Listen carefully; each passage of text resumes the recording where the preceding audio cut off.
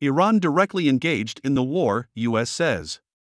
Iran has significantly deepened its involvement in Russia's invasion of Ukraine by providing technical support for Russian pilots flying Iranian-made drones to bomb civilian targets, the White House has confirmed.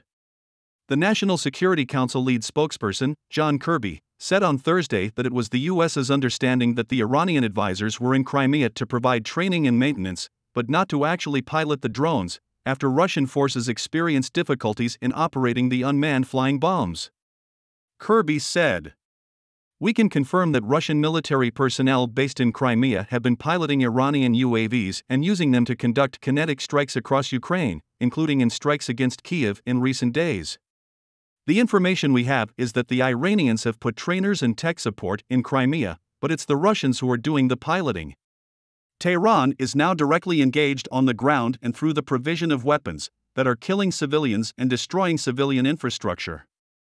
These are systems that the Russian armed forces are not familiar using, and these are organically manufactured Iranian UAVs, unmanned aerial vehicles. The Russians just don't have anything in their inventory. There were operator and system failures early on.